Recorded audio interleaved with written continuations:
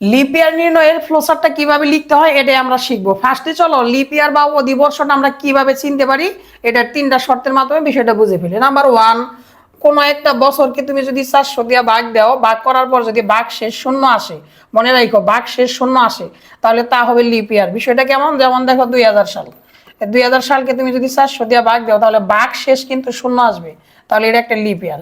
এখন কোনো কারণে কোনো বছর যদি 400 দিয়ে ভাগ না যায় তাহলে তোমরা এই 2 নাম্বার শর্তটা ফলো করার চেষ্টা করবা। 2 নাম্বার শর্তে দুইটা কথা বলা আছে, যে বছরটাকে কিন্তু 100 দিয়া ভাগ যাবে না, 100 দিয়া ভাগ করলে তোমার ভাগ শেষ শূন্য হবে না, কিন্তু ওই ওই ওই বছরটাকে তুমি যদি 4 দিয়ে ভাগ করো তাহলে ভাগ শেষ কিন্তু শূন্য হবে। তার মানে 100 দিয়ে ভাগ করলে ভাগ শেষ শূন্য হবে না, কিন্তু 4 দিয়ে ভাগ করলে ভাগ শেষ শূন্য হবে। একটা এক্সাম্পল দিয়ে বিষয়টা বুঝে ফেলি, যেমন দেখো 2020 সাল, এটাকে তুমি যদি 100 দিয়ে ভাগ করো তাহলে ভাগ শেষ কিন্তু 20 আসবে, শূন্য কিন্তু আসে নাই। কিন্তু তুমি যদি 2020 সালকে তুমি 4 দিয়ে ভাগ করো তাহলে কিন্তু ভাগ শেষ অবশ্যই অবশ্যই শূন্য আসবে, তার মানে এটা কিন্তু লিপ ইয়ার। এখন আসো ফ্লোচার্টে এই বিষয়গুলো কিভাবে লিখবে এটাই শিখে ফেলি। দেখো এইখানে যে ডিম্বক সাইন বা এখানে যে উপবৃত্তটা আছে এটার মধ্যে তুমি লিখে দিবা স্টার্ট। এরপর তুমি কি করবা, জাস্ট ইনপুটে লিখে দিবা ইয়ার, ইয়ারের জন্য আমি ওয়াইটা লিখে দিলাম। দেখো এটা রম বসবা, এখানে ডায়মন্ড সাইনটা আছে, এখানে শুরুতে তুমি লিখবা ইফ। এরপর জাস্ট তুমি কি করবা, এখানে জাস্ট শর্তটা লিখে দিবা। ইয়ারকে তুমি জাস্ট এ পার্সেন্টেজ সাইনটা দিবা। পার্সেন্টেজ মানে হলো ভাগ শেষ বের করার জন্য এটা ব্যবহার করা হয়, এটাকে মডও বলা হয়, মড। তাহলে পার্সেন্টেজ লেখার পর তুমি 400 লিখবা, আর এখানে দুইটা সমান দিবা। মনে রাখবা সি প্রোগ্রামিং লেখার সময় যারা কম বোঝো দুইটা সমান দিয়ে লিখতে হয়, একটা সমান মানে দুইটা সমান দিয়ে লিখবা। এখানে শূন্য দিয়ে দাও, যদি 400 দিয়ে ইয়ারকে ভাগ করলে শূন্য আসে তাহলে তুমি যদি লেখো এখানে ইয়েস, তাহলে এইটা হবে প্রিন্ট লিপ ইয়ার। আর যদি কোনো কারণে এই শর্ত না মানে অর্থাৎ 400 দিয়ে ভাগ না যায় তাহলে তুমি এখানে নো লিখবা। যারা এই পর্যন্ত ক্লাসটা দেখলা এখনো যদি চ্যানেলটা ফলো না করে থাকো ফলো করে ফেলো।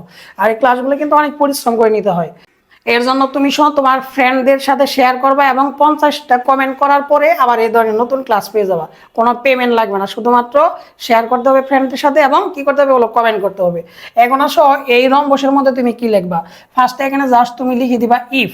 এখন তিনটা বিষয় সম্পর্কে তোমার ক্লিয়ার কনসেপ্ট থাকতে হবে, যেমন আমি যখন লিখবো এরকম তুমি বুঝবা এটা হলো এন্ড, লজিক্যাল এন্ড, এগুলো হচ্ছে অপারেটর। আর তুমি আমি যদি লিখি এরকম তাহলে এটাতে বোঝাবে নট, তার মানে সমান নয়, এটাতে বোঝাবে সমান নয়। আর এরকম সাইন দিলে এটাকে বলা হয় অর।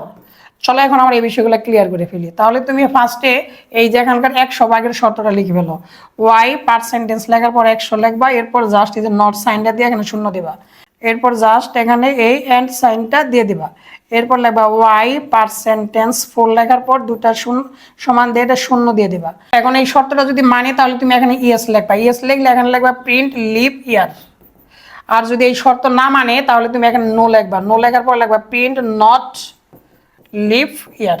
দেখো আমরা অলরেডি তিনটা আউটপুট পাইছি, দুটা লিপ ইয়ারের একটা হলো নট লিপ ইয়ারের। এরপর এগুলোকে জাস্ট এই যে বৃত্ত চিহ্নটাকে বলা হয় সংযোগ, সংযোগের সাথে অ্যাড করে দিবা, লাস্টে এখানে ইন্ড করে দিবা।